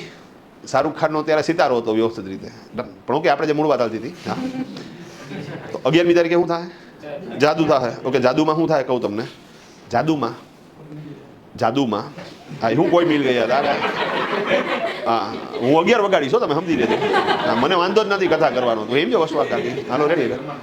હા, તો ઇઝી છે. હા, આપણે જે મૂળ વાત આવતી હતી ક્યાં હતા? જાદુ. હા, 11 તારીખે જાદુ થાય. 11 તારીખે જાદુ કેટલું થાય? તો કે 11 તારીખે GST પોર્ટલ. 11 તારીખે GST પોર્ટલ મારો પરચેઝનો ડેટા ઓટોમેટિક તૈયાર કરી દેશે. એટલે ડન. મેં એને કીધું જ નથી કે મારી ખરીદી કેટલી છે. GSTR1માં તો મેં ખાલી કયો ડેટા આપ્યો હતો? સેલ્સનો ડેટા આપ્યો હતો. 11મી તારીખે એણે એની મેળે મારો પરચેઝનો ડેટા તૈયાર કરી નાખ્યો. ડન. તો અહીંયા તો ગજબ થઈ ગઈ. મેં કીધું બાપુ આઈથે પરચેસનો ડેટા તૈયાર કેવી રીતે થયું? મેં કીધું મેં તો તમને કોઈ ડેટા આપ્યો નથી. હા, ડન. તો મને કે તે જેની પાસેથી માલ લીધો એણે તો એનું સેલ્સનું રિટર્ન ફાઇલ કર્યું. સમજાણી વાત આખી? હવે જો એણે એનું સેલ્સનું રિટર્ન ફાઇલ કર્યું તો એમાં એણે બિલ વાઇઝ ડિટેલ દેખાડેલી હોય અને એમાં એણે કોને માલ આપ્યો છે એનો GST નંબર પણ લખીને આપ્યો હોય. તો અમને ખબર છે કે ભાઈ તે આની પાસેથી શું કર્યો છે? માલ લીધો છે. કારણ કે એ લોકોએ સેલ્સના ડેટામાં તારો GST નંબર લખ્યો હોય તો એના ઉપરથી મેં ડેટા ટ્રેક કર્યો અને ત્યાંથી ડેટા કોપી કર્યો એ લોકોના GSTR 1માંથી. એ લોકો એટલે કોણ? આપણા સપ્લાયર જે આપણને માલ વેચે છે એણે GSTR 1માં ડેટા ચડાવ્યો તો ત્યાંથી તારા GST નંબરવાળો ડેટા કોપી કર્યો ને તારા 2માં શું કરી દીધો? પેસ્ટ કરી દીધો. તો તારું 2 ઓટોમેટિક બની ગયું. તો આ જે 2 ઓટોમેટિક બન્યું ને સાહેબ એને કહેવાય GSTR 2A. એને શું નામ આપ્યું આ લોકોએ? 2A. 2 એટલે ખરીદી અને A એટલે ઓટોમેટિક. ભાઈ ક્લિયર છે આખી વસ્તુ? તો આપણે આપણો GSTR 2નો ડેટા તૈયાર નથી કરવાનો, એ થઈ ગયો છે. હવે અહીંયા લોચો શું થાય નહીં તમને કહું. લોચો એ થાય કે માની લો કે મેં આ સાહેબ પાસેથી 10 વખત માલ લીધો છે. કેટલી વખત? 10 વખત માલ લીધો છે. ડન. પણ હવે એ સાહેબે એનું જે GSTR 1 બનાવ્યું એટલે કે સેલ્સનો ડેટા તૈયાર કર્યો એમાં એણે 8 જ બિલ ચડાવ્યા. એણે 2 બિલ ચડાવ્યા જ નથી. તો હવે એણે ચડાવ્યા જ 8 બિલ વેચાણના જે એણે મને માલ વેચ્યો હતો. તો અલા લોકોએ GSTR 1માંથી ડેટા કોપી કર્યો તો કેટલા ડેટા કોપી થયા હોય? 8 ડેટા કોપી થયા હોય. તો નેચરલી મારા 2માં કેટલા પેસ્ટ થયા હોય? 8 પેસ્ટ થયા હોય. તો મારા 2માં ઓટોમેટિક બની ગયું છે પણ ખરેખર મારા 2માં આવું જોતું હતું 10 બિલની વિગત, એની બદલે આવે છે 8 બિલની વિગત. હવે લોચો શું થાય? તો કે લોચો એ થાય સાહેબ કે મને GST પોર્ટલ તો એમ જ માનશે ને કે તમારે તો 8 જ વખત ખરીદી કરી છે તો એ મને ખરીદીમાં 10 બિલનો ટેક્સ થોડો બાદ આપશે. એ મને કેટલા બિલનો ટેક્સ બાદ આપશે? 8 બિલનો ટેક્સ બાદ આપશે. ભાઈ સમજાણી વાત આખી? તો આવા કેસમાં સાહેબ મને તો લોસ થઈ ગયો. પણ હવે મૂળ વાત એ કે સાહેબ મારું જે 2 બન્યું છે ઓટોમેટિક એમાં ડેટા પૂરો છે કે અધૂરો છે એ મારે એક વખત ચેક તો કરવું પડશે ને. તો એ ચેક 11મી તારીખે કરવાનું છે અને એ ચેક કરવાની તારીખ અને એમાં કાંઈ ભૂલ છે તો એ સુધારવાની તારીખ છે એ 11 થી 15 છે. ભાઈ સમજી ગયા? તો એ ટાઈમ આપ્યો ને તમને. તો અહીંયા હવે મારે 11મી તારીખે શું કરવાનું? ચેક કરવાનું. તો ચેક કરવા હાટું GSTR 2 છે એ પડ્યું છે ક્યાં? પોર્ટલમાં. તો મારે 11મી તારીખે સૌથી પહેલું કામ કરવાનું પોર્ટલમાંથી મારું 2A ડાઉનલોડ કરવાનું. હા સાહેબ બરોબર છે. ડાઉનલોડ કરીને વેરીફાઈ કરવાનું, ચેક કરવાનું અને જો 10 બિલ છે તો કોઈ ચિંતા નથી. પણ જો કોઈ બિલ મિસ છે તો મારે લિસ્ટ બનાવવું પડશે કે ભાઈ કયા કયા બિલ મિસ છે. તો અહીંયા મારું 7મું કામ કયું? તો કે ડાઉનલોડ એન્ડ વેરીફાઈ GSTR 2. ભાઈ ક્લિયર છે? મારું 7મું કામ કયું? તો કે ડાઉનલોડ એન્ડ વેરીફાઈ GSTR 2. આ કઈ તારીખે થશે? 11 તારીખે. હવે મેં 11 તારીખે સાહેબ ડાઉનલોડ કર્યું ને તો એની અંદર મને બિલ દેખાણા 8. હવે મને યાદ નથી કે પાછલા મહિનામાં મેં ટોટલ કેટલી ખરીદી કરેલી છે. તો મારે વેરીફાઈ કરવા માટે શું કરવું પડશે? તો કે હું તરત જ કબાટ ખોલી એમાંથી પરચેઝની બિલ ફાઇલ કાઢી ફિઝિકલ, કારણ કે સાહેબ પાસેથી માલ લીધો હશે તો એણે મને બિલ તો આપ્યા હશે ને. તો એ બિલ ફાઇલ કાઢી. ઓકે, બિલ ફાઇલમાં જાન્યુઆરીનો ડેટા અલગ કર્યો.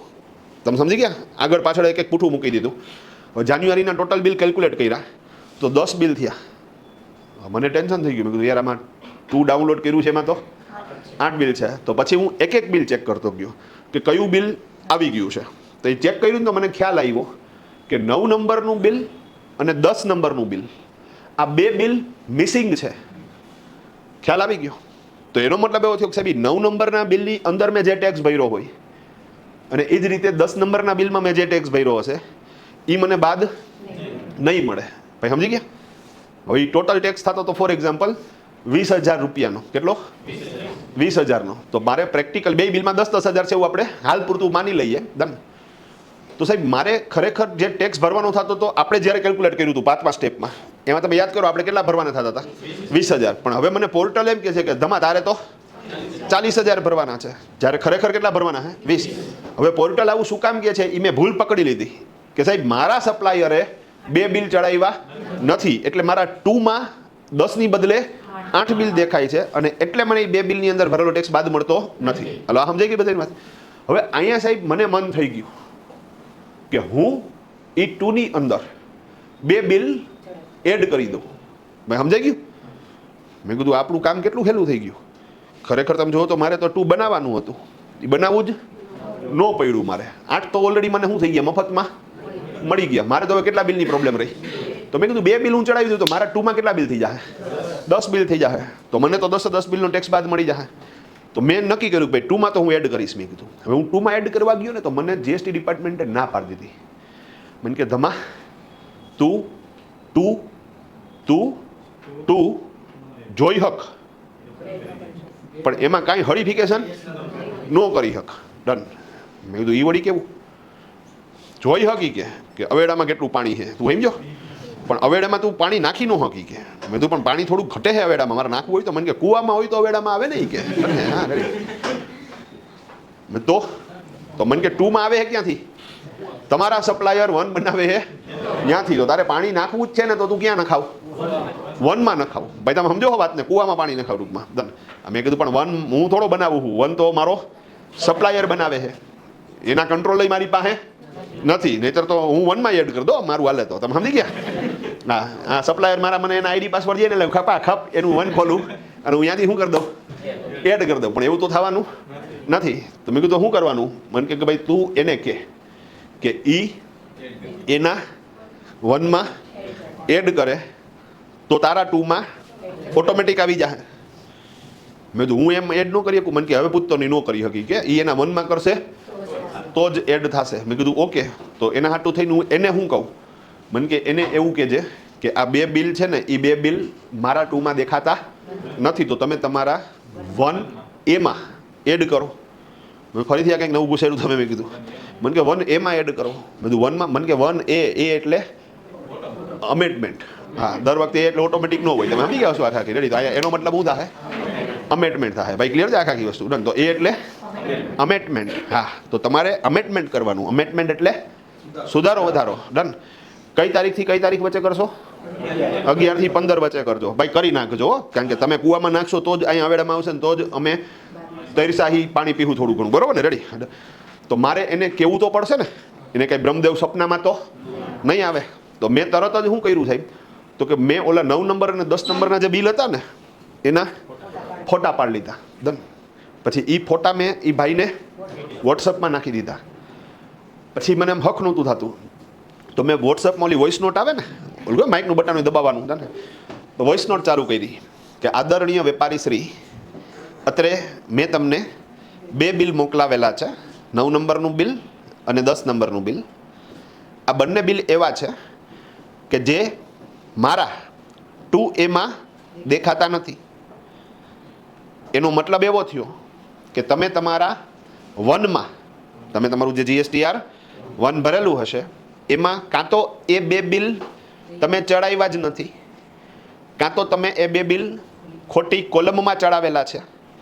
4 નંબરમાં નાખવાના હોય એની બદલે 5 કે 6માં કે 7માં નાખી દીધા. હવે 4 5 6 7 હું છે એ પછી સમજાવીશ.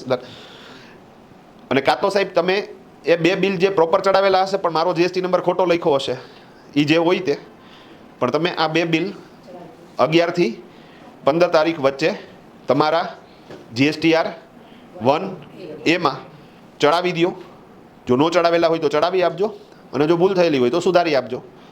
પણ આ પ્રોસેસ તમે 15 તારીખ પહેલાં જ પૂરી કરી નાખજો, કારણ કે તો જ મને તમારી પાસેથી જે માલ પરચેસ કરેલો છે એમાં ખરીદીની અંદર ભરેલો ટેક્સ બાદ મળશે.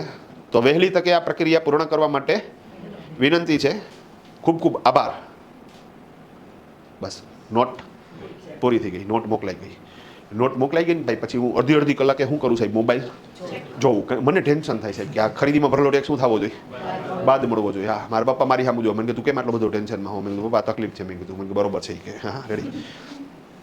તો પછી તો બાપુજીએ જોવા માંડ્યા. હા હા મને ફળફળ થાય આપણો મોબાઈલ લઈને બેસી ગઈ. હા તો ઇઝી સિસ્ટમ છે. પછી આપણે અંગૂઠાવાળું હોય ટૂંકમાં તો એ પાછા કીએ માર અંગૂઠો હોય કે એટલે આપણાથી કાંઈ બોલાય નહીં. ફટકર તો શું કરી દેવાનો? મારી જ દેવાનો અંગૂઠો. અઘરી સિસ્ટમ છે. હા ડન. તો અદ્ભુત. પણ ઓકે આપણે જે મૂળ વાત હાલે. હા મને ખરેખર પાસવર્ડ રાખવો જ ન ગમે, પણ આ તો હોય ભાઈ ક્યાંક બાર કોકના હાથમાં આવે એના હાટું શું કરવું પડે? પ્રોટેક્ટેડ રાખવું પડે. બાકી સાહેબ જરૂરિયાત નથી. તો ઇઝી સિસ્ટમ છે. અમારે બધાને મારો પાસવર્ડ ખબર હોય અને ઘરના બધાના પાસવર્ડ મને ખબર હોય. સિમ્પલ વસ્તુ. રેડી. બધાય કંટ્રોલ મારીએ. તમે સમજી ગયા? તો ઇઝી પ્રોસેસ. પણ ઓકે આપણે જે મૂળ વાત હાલતી હતી. હા ડન. હા બાપુજી મને જોતો કે મોબાઈલ જોયો. મને કે બિલુટી થઈ ગઈ. મેં કીધું તો આ તો મને કે એણે શું કરી લીધું? આ જોઈ લીધું કે ફોન કરી કે એને. હા ડન. એટલે હવે મેં પાછો શું કર્યો બાપુને ફોન કર્યો, હા. મેં કીધું બાપુ ઓલો મેસેજ જોઈ લીધો? મને કે જોઈ લીધો. મેં કીધું વોઇસ નોટ સાંભળી હતી? મને કે સાંભળી લીધી. બધું સમજી ગયા કે નો સમજાય તો હજી શું કરું તમને સમજાવું? પણ મહેરબાની કરીને મેં કીધું તમે 15 તારીખ, મને કે હું સમજી ગયો, હમણાં શું કરી નાખું છું, હા એડ કરી દઉં છું, હા ડન. તો ઇઝી પ્રોસેસ. હા, તો હવે એ 2 બિલ શું કરશે? એના 1 એમાં એડ કરશે, એના એકાઉન્ટન્ટને કહેશે. ભાઈ ક્લિયર છે આખી વસ્તુ? જેવા એડ થઈ જશે એટલે આ રિયલ ટાઈમ પ્રોસેસ છે, આ કહી દઉં તમને. તો તરત જ મારા 2માં શું થશે? આવી જશે. તો હવે અહીંયા તમે પ્રેક્ટિકલી જુઓ તો હવે એના 1માં જે 8 હતા એ હવે 10 થઈ ગયા ને, અને સાથે સાથે મારા 2માં પણ 8 હતા એ 10 થઈ ગયા. તો ડેટા શું થઈ ગયો મારો? મેચ થઈ ગયો. રંગારંગ કાર્યક્રમ. ભાઈ ગેમ સમજાઈ ગઈ? તો અહીંયા હવે મારું ટેન્શન કેવું થઈ ગયું? હળવું થઈ ગયું. હા ડન. તો એક ટેન્શન તો હળવું થઈ ગયું ભાઈ, ઇનપુટ ટેક્સ ક્રેડિટ તો મને પૂરેપૂરી શું થાય? બાદ મળી જાય. પણ હવે અહીંયા સાહેબ જે વસ્તુ અહીંયા થઈ એવું આગળ થાય ને, કારણ કે બિઝનેસ છે ને એ 2 વ્યક્તિથી હાલે છે. એક સપ્લાયર છે જ્યાંથી માલ આવે છે, એક કસ્ટમર છે જ્યાં માલ જાય છે. તો જેમ મેં આ જે કામ કર્યું એ કયું ખાલી તમને ગણાવી દઉં. 8મું કામ કર્યું આપણે. કયું 8મું કામ કયું? તો કે ફાઇન્ડ ડિફરન્સીસ. તમે 2A ડાઉનલોડ કર્યું તો ચેક કર્યું ને કે ભાઈ આમાં ડિફરન્સ ક્યાં આવે છે? તો કે સાહેબ 9 નંબર ને 10 નંબરનું બિલ છે એ મિસિંગ છે, એ ડિફરન્સ છે. તો એ ડિફરન્સ આપણે સુધારો કરી શકશું? નહીં કરી શકી. એ આપણે ઓલા સપ્લાયર પાસે કરાવડાવવો પડશે. એટલે મેં અહીંયા કીધું કે ભાઈ for and ask for changes to supplier. તો સપ્લાયરને કહો કે એ શું કરે? એ ચેન્જ કરે. ભાઈ ઓકે થઈ જાય? હાલો ડન. હવે અહીંયા જેમ મેં 11મી તારીખે મારું 2A ડાઉનલોડ કર્યું, કારણ કે મને એમાં રસ હતો, કારણ કે મને એ ખરીદીની અંદર ભરેલો ટેક્સ બાદ મળવાનો હતો. તો મેં ચેક કર્યું. ન કરું તો સરકારને મજા આવે, ન કરું તો ખબર ન પડે ક્યાં લોચો છે. તો મારે જે 20,000 ટેક્સ ભરવાનો એની પહેલાં કેટલો ભરવાનો થાય? 40 ભરવાનો થાય. તો સરકારને તો આનંદ જ છે ને. તો ખરેખર જે ભૂલ થઈ છે એ ગોતવામાં મને રસ છે, બીજા કોઈને રસ નથી. દુનિયામાં હું એકમાત્ર એવો છું કે જેને 2Aમાં ભૂલ થઈ હોય એ ગોતવામાં રસ હોય. ભાઈ સમજી ગયા? હા, મારું 1 સાચું બન્યું કે ખોટું બન્યું એની યારે મને કોઈ ઇન્ટરેસ્ટ નથી, પણ એમાંય કોઈક ઇન્ટરેસ્ટ લેવાવાળું છે. કોણ છે? ગ્રાહક. તો જેમ મેં 11મી તારીખે 2A ડાઉનલોડ કર્યું તો મેં તમને માલ વેચ્યો છે, તમે આને માલ વેચો છે, એણે આને માલ વેચો. આવી રીતે માલ શું થાય? ગંતવ્ય સ્થાન લગી પૂગે છે. તો તમારે શું કરવું પડશે? 11મી તારીખે 2A જોવું પડશે ને. બીજું હવે 2A જોવે કે ન જોવે મારે પ્રેક્ટિકલી એની યારે કાંઈ લેવા દેવા નથી, પણ દરેક વેપારી કરવાના જ છે. દરેક વેપારી કરવાના છે. તો એમણે શું કર્યું સાહેબ? 2A ડાઉનલોડ કર્યું, એણે જોયું તો એને 2Aની અંદર કેટલા બિલ દેખાવા જોતા હતા? માની લો 10 બિલ. મેં એને ટોટલ માલ કેટલી વખત વેચ્યો છે? 10 વખત. તો એને 10 બિલ દેખાવા જોતા હતા. એણે ચેક કર્યું તો એને 9 બિલ દેખાણા. કેટલા? 9 બિલ દેખાણા. ડન. પછી એણે વેરીફાઈ કર્યું એની પરચેઝની બિલ સાથે. મેં તમને જે વેચાણના બિલ આપ્યા છે મારા માટે વેચાણના બિલ છે, એ તમારા માટે ખરીદીના બિલ છે. તો મારા કસ્ટમરે શું કર્યું સાહેબ? પરચેઝની બિલ ફાઇલ કાઢી અને એમાં એણે વેરીફાઈ કર્યું તો 10 બિલ હતા. એક બિલ એણે ચેક કર્યું તો એના ધ્યાનમાં આવ્યું કે 6 નંબરનું એક બિલ એવું હતું કે જે બિલ એના 2માં દેખાતું નહોતું. ભાઈ સમજાણી વાત? તો એના 2માં કેમ નહીં દેખાતું હોય? તો કે મેં મારું 1 બનાવતી વખતે કંઈક ભૂલ કરી છે સાહેબ. તમે સમજી ગયા? કાં તો મેં નહીં ચડાવ્યું હોય, કાં તો ખોટો GST નંબર નાખી દીધો હોય છે, કે ખોટી કોલમમાં ચડાવ્યું હોય છે, પણ મેં કાંઈક પાપ કર્યું. એ પાપ ભોગવશે કોણ? કસ્ટમર. ગેમ સમજાણી આખી? તો હવે એણે રિસર્ચ કર્યું ને એને ખ્યાલ આવ્યો કે 6થા નંબરનું બિલ છે ને એ ધર્મેશભાઈએ ચડાવ્યું નથી, એટલે એના 2માં નથી આવતું. તો તમે તમારા 2માં એ બિલ એડ કરી શકશો? નહીં કરી શકો? ન જ કરી શકાય, કારણ કે 2 તમે ખાલી જોઈ શકો, એને સુધારી ન શકો. તો એણે શું કરવું પડશે? એને મને કહેવું પડશે. ભાઈ ક્લિયર છે આખી વસ્તુ? એ ભૂલ સુધારવા માટે એણે મને કહેવું પડશે. તો એ શું કરશે? સૌથી પહેલાં તો ઓકે 6થા નંબરનું બિલ છે એનો ફોટો પાડશે, એણે મને વોટ્સઅપમાં મોકલી દીધો. ભાઈ ક્લિયર છે? પછી એ શું કરશે? વોઇસ નોટ નાખશે. એ કે ધર્મેશભાઈ અહીંયા તમને જે 6 નંબરનું બિલ મોકલાવ્યું છે ને એ બિલ અમારા 2માં દેખાતું નથી, અને એનું કારણ એક જ હોય કે તમે તમારા 1ને પ્રોપર રીતે તૈયાર નથી કર્યું, કાં તો તમે એ બિલ ચડાવ્યું નથી, કાં તો તમે ખોટા GST નંબરથી ચડાવ્યું છે, અથવા તો ખોટી કોલમમાં ચડાવ્યું છે. જે હોય તે કે પણ એ બિલ તમે હે ને 11 થી 15 તારીખ વચ્ચે તમારા GSTR 1Aમાં ચડાવી દેજો, અને નહીં તરીકે કે પેમેન્ટ ભૂલી જાજો. એ કે હા આ 6થા નંબરના બિલનું ટોટલ પેમેન્ટ છે ને એ ભૂલી જાજો. એ કે હા. એમને આવી રીતે કોણ વાત કરે? અહીંયા હું કેવી રિસ્પેક્ટફુલ વાત કરતો હતો. હે રેડી? તો ઇઝી છે. હા, અને પ્લસ એ કે હવે બીજી વખત ખરીદી નહીં કરું તમારી આગળથી કે, તો એ કે જ્યાં લગી ક્લિયર ન થાય ત્યાં લગી સેલ્સમેનને મોકલતા નહીં. હવે આ વન વે વાળું છે, હું સામે કાંઈ જવાબ દઈ શકતો નથી. હા, એણે વોઇસ નોટ નાખી દીધી. પછી વોઇસ નોટ નાખ્યા પછી સાહેબ મેં જોયું સાહેબ વોઇસ નોટ, મારો મગજ એમ થઈ ગયો. મેં કીધું યાર આ તો ગજબ છે. મેં કીધું ડન. હા, પણ કાંઈ વાંધો નહીં, શરમ આવે ને, તમે સમજી ગયા વસ્તુ આખી. કારણ કે આપણે આખા ગામને ટેલી શીખાડીએ અને આપણું GSTR1 કેવું બન્યું, ખોટું બન્યું, તો કેવી શરમ આવે, તમે સમજો વસ્તુ આખી. હા, 2 દી તો હું મોઢું દેખાડવા લાયક નો રહ્યો. હા, દર્શન સરને મેસેજ નાખ્યો. મેં કીધું દર્શન સાહેબ આ એક લોચો થયો હે. મને કે આપણે ભૂલ થાય જ નહીં. એ લે, મેં કીધું હા, આપણે દેવના દીકરા જ. મેં કીધું હે ડન, આપણી થોડી ભૂલ થાય. મેં કીધું હા, આપણી ભૂલ થાય જ નહીં. મેં કીધું બાપુ આ એણે બિલ મોકલાવ્યું. મેં કીધું ઓપન કરો અને તમે એવી રીતે કેમ કહી શકો કે આપણી ભૂલ ન થાય. હા, અહીંયા એ લોકોએ કેવી લેંગ્વેજમાં મારી યારે વાત કરી તમને ખબર છે? મેં કીધું હા. મને કે ન થાય ને એનું કારણ કહું ધર્મેશભાઈ તમને. એ કે મેં કીધું કયો? મને કે આપણે છે ને આપણું ટોટલ બિલિંગ ટેલીમાંથી કરીએ છીએ. મેં કીધું ઓકે. હવે કે ટેલીમાંથી બિલ બનાવીએ અને આપણું જે GSTR1 છે ને એ ટેલી ઓટોમેટિક તૈયાર કરી દે છે. તો હવે આપણે બધા બિલ ટેલીમાંથી બનાવ્યા હોય અને GSTR1 પણ ટેલીમાંથી તૈયાર થયું હોય તો બધા બિલ આવી જ ગયા હોય ને ધર્મેશભાઈ કે એ કંઈ મિસ થવાનો કોઈ ચાન્સ જ નથી, અવકાશ જ નથી. મેં કીધું બાપુ તમે હે ને પહેલાં તો એ લોડ કરાવો ને ફાઇલ ઓપન કરીને જોવો. મેં કીધું એ મેન્યુઅલ બિલ છે. એ 6 નંબરનું બિલ કેવું છે? મેન્યુઅલ છે. એટલે એને જોયું ને એટલે એને યાદ આવ્યું. મને કે આ ધર્મેશભાઈ કે એ દિવસે હે ને એ કે લાઇટ ગઈ હતી એટલે એ કે કોઈ પાવર બેકઅપ નહોતું તો આપણે એને માલ વેચ્યો હોય તો બિલ તો મોકલવું પડે. તો ત્યારે આપણે શું કરી નાખ્યું હતું? મેન્યુઅલ બિલ બુકમાંથી બનાવી નાખ્યું હતું. હવે અહીંયા શું ભૂલ થઈ ગઈ અમારી? તો કે જેવી લાઇટ આવે મેન્યુઅલ બિલમાં જેટલા બિલ બન્યા હોય એટલા અમારે ટેલીમાં શું કરી દેવા જોઈએ? ચડાવી દેવા જોઈએ. પણ આ હે ને સાહેબ રૂટીન પ્રક્રિયા નથી. એટલે આ વસ્તુ એનાથી શું થઈ ગઈ? મિસ થઈ ગઈ, રહી ગઈ. મેં કીધું હવે શું કરવાનું? મને કે ના ચડાવી દઉં છું. મેં કીધું બસ કરો ને. મેં કીધું જલ્દી. મેં કીધું તમે શું કરો થાય પોર્ટલ ઉપર ચડાવો. મને કે ના હું સીધું પોર્ટલ ઉપર નહીં ચડાવવું. એ કે હું પહેલાં ટેલીમાં ચડાવીશ.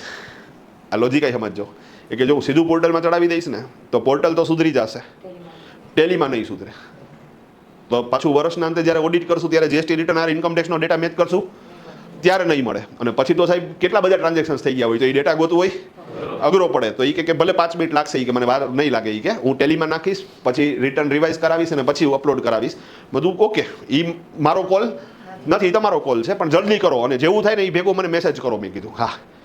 તો ત્યાં તરત જ મને મેસેજ આવી ગયો કે ભાઈ ઓલું અપલોડ થઈ ગયું છે. એટલે મેં સામે બેનને મેસેજ કરી દીધું કે ભાઈ અમે અમારા 1A માં 6 નંબરનું બિલ ચડાવી દીધું છે તો તમે તમારા 2માં જોઈ લેજો અને પ્લીઝ ઓલું બિલ મને મોકલાવી દેજો. સાથે સાથે હું તમને આશ્વસ્ત કરવા માંગુ છું કે ભવિષ્યમાં અમે આ ભૂલ નહીં કરીએ. હા ડન. છતાંય થઈ જાય તો તમે ધ્યાન દોરજો, તમે વડીલ છો. હા, અને અમે શું કરશું? એ ભૂલ સુધારી લેવું. માણસ માત્ર ભૂલને પાત્ર, સિમ્પલ વસ્તુ છે. હા ડન. તો ઇઝી. હા, તમે પશુઓને કોઈ દિવસ ભૂલ કરતા જોયા? ના જોવો. તમે વૃક્ષને ભૂલ કરતા જોયા? ના જોવો. સિમ્પલ વસ્તુ. હા, કોઈ ઝાડવું છે એ ભૂલ કરે? ન કરે. ભૂલ કોણ કરે? તો ભૂલ કરો હોય સાબિતી એક તમે માણસ છો. હા ડન. આવું હું નથી કહેતો. આવું કોણે કીધું? આવું કીધું સ્વામી વિવેકાનંદે. તમે સમજી ગયા છો આખી. હા, તો ભૂલ કરવામાં કોઈ પાપ નથી. સ્વીકારી લ્યો ઝડપથી, સુધારી લ્યો ઝડપથી. ભાઈ ક્લિયર છે આખી વસ્તુ? હાલો, મેં મારા 1માં શું કરી દીધું સાહેબ? બિલ એડ કરી દીધું. કઈ તારીખથી કઈ તારીખ વચ્ચે? 11 થી 15 1A માં. ભાઈ ઓકે થઈ જશે. હવે મારા 1માં જે 9 બિલ હતા હવે કેટલા થઈ જશે? હવે 10 બિલ થઈ જશે. હવે મારા 1માં 10 બિલ થઈ જશે. તમારા 2માં પણ 10 બિલ થઈ જશે. વાર્તા પૂરી થઈ ગઈ સાહેબ. ભાઈ ક્લિયર છે આખી વસ્તુ? તો અહીંયા 9મું કામ શું કર્યું તમે ચેક કરી લ્યો. કયું હોય તો કે સાહેબ make changes for customer queries. તમારા કસ્ટમરે તમને કોઈ ચેન્જીસ કરવાના કીધા સ્પેશિયલી 1 એની અંદર એ ચેન્જીસ કરવાના થશે. એ કરી નાખો એટલે તમારું 1 ઓકે અને સાથે સાથે એનું 2 ઓકે. અને હવે સાહેબ નિરાતે વિચારો ને તો આપણે એમ કહેતા હતા કે મારે 20,000નો ટેક્સ ભરવાનો છે. સાહેબ બિલીવ કરજો પોર્ટલ હવે એમ કહેશે કે તમારે 20,000નો ટેક્સ ભરવાનો છે અને 20,000નો ટેક્સ શું કરવાનો? તમારે પે કરી દેવાનો. ઓનલાઈન પે કરવાનો થશે. ઓકે, આ કરવાનો થશે 20મી તારીખે. કઈ તારીખે? અને જેવો ટેક્સ પે કરો ને સાહેબ એટલે પોર્ટલ જ તમને એક સમરી તૈયાર કરી દેશે. એને કહેવાશે 3B. રિપીટ, એને કહેવાશે તો એ 3B ફાઇલ કરી દો. આપણે ઘણી વખત એવું સાંભળ્યું ઇન્કમ GSTની અંદર કે ભાઈ 3B ફાઇલ કર્યું, 3B ફાઇલ કરવાનું બાકી છે. તો 3B એક રિટર્ન છે, એકચ્યુઅલી સમરી છે. 1 અને 2 ઉપરથી ઓટોમેટિક બને છે, પોર્ટલ બનાવી દે છે. તમારે ખાલી શું કરવાનું છે? એને ઓકે જ કરવાનું છે. હા, બીજું અત્યારે તમે સમજી શકો એ ભાષામાં હું બોલું છું. છેલ્લે પોર્ટલ ઉપર આ બધા કાર્યો તમને હું પ્રેક્ટિકલ કરીને દેખાડીશ. ભાઈ ક્લિયર છે આખી વાત? ડન. તો છેલ્લું કામ આપણું pay tax and file GSTR 3B. ભાઈ ગેમ સમજાણી? તો આપણે આ 10 કાર્યો સમજવાના છે. આજે ઇન્ડેક્સ એટલા માટે લીધી કે ઇન્ડેક્સ સમજતા તમારો કોન્ફિડન્સ લેવલ વધી જશે કે સાહેબ હા જીએસટી તો સહેલું છે, અઘરું નથી. સાથે સાથે તમને એ ખ્યાલ સ્પષ્ટ થઈ જશે કે સાહેબ કોઈ પેઢી માટે હું નામું લખું છું, એ લોકો રેગ્યુલર જીએસટી નંબરમાં જાય છે, તો પહેલે મહિને આ જ પ્રોસેસ કરવાની છે, બીજે મહિને આ જ પ્રોસેસ કરવાની છે, અને 22મા મહિને આ જ પ્રોસેસ કરવાની છે. એક પેઢી માટે આ જ પ્રક્રિયા છે અને 200 પેઢી માટે. તો જો તમે આ 10 કાર્યો સમજી ગયા તો સાહેબ લોજિકલી જીએસટી રેગ્યુલર સ્કીમવાળા માટેનું કાર્યક્રમ પૂરો થઈ જશે. હા, પહેલી વખત તો તમારે 10 કાર્યો કરવાના થાય, પણ નેક્સ્ટ મંથથી જો તમે સમજી શકતા હોય તો તમે ખ્યાલ આવી જાય કે પહેલું ને બીજું કાર્ય તો નીકળી ગયું. નક્કી કરો જીએસટી નંબર લેવાનો કે ન લેવાનો. નંબર લઈ લીધો, વાર્તા પૂરી થઈ ગઈ છે ભાઈ, ડન છે. તો નક્કી થઈ ગયું, નંબર લઈ લીધો. હવે આવતા મહિનેથી કયા કયા કાર્યો થશે તમે પાછું જુઓ તો સીધું ત્રીજું કે ભાઈ હવેથી તમે ફેબ્રુઆરીમાં બિલ બનાવો તો બિલ બનાવતી વખતે દરેક બિલની અંદર જીએસટી એડ કરો. હા બરોબર છે, ડન. પરચેસનું બિલ વેરીફાઈ કરો, કોમ્પ્યુટેશન ટેબલ તૈયાર કરો, એટલે કેટલો જીએસટી ભરવાનો થશે એ આપણે ગણશું. હવે તો કે સાહેબ 10મી તારીખે GSTR1 તૈયાર કરો, 11મી તારીખે GSTR2 ડાઉનલોડ કરો, વેરીફાઈ કરો, ભૂલ હોય તો સપ્લાયરને જાણ કરો અને ફોર્સ કરો કે એ લોકો સુધારે. ધેન આફ્ટર તો કે તમારા સપ્લાયરે અને તમારા કસ્ટમરે 2 ડાઉનલોડ કરીને ચેક કર્યું જ હશે. જો એને પેટમાં દુખતું હશે, તકલીફ હશે તો એ તમને કહેશે, તો તમે સાહેબ તરત જ 11 થી 15 વચ્ચે તમારું 1 છે એને અમેન્ડમેન્ટ કરો, એટલે 1A ક્લિયર કરો. અને લાસ્ટમાં પોર્ટલ જેટલો ટેક્સ કહે એટલો ફરજિયાત ભરી દો અને 3B ફાઇલ કરી નાખો. એના પછીના મહિને સેમ પ્રોસેસ, એના પછીના મહિને સેમ પ્રોસેસ. હવે ખાલી જ સમજવાનું છે કે દરેક સ્ટેપમાં કયું કામ કેવી રીતે થશે. અને હવે એમાં આપણે અમુક કોમ્પ્લિકેશન ચાલુ કરશું કે ભાઈ માની લો કે સામેવાળો બિલ અત્યારે સુધારતો નથી તો શું થાય, લીગલ એક્શન શું હોય છે, આ બધી ડિસ્કશન કરશું આપણે. તો આજે ખાલી ઇન્ડેક્સ જ સમજાવી છે, હજી મેં જીએસટી ચાલુ નથી કર્યું. કાલથી હું કરીશ સાહેબ જીએસટી એક્ટ મુજબ ચાલુ કરીશ ભાઈ, ક્લિયર. તો અટકાવીએ તકલીફ.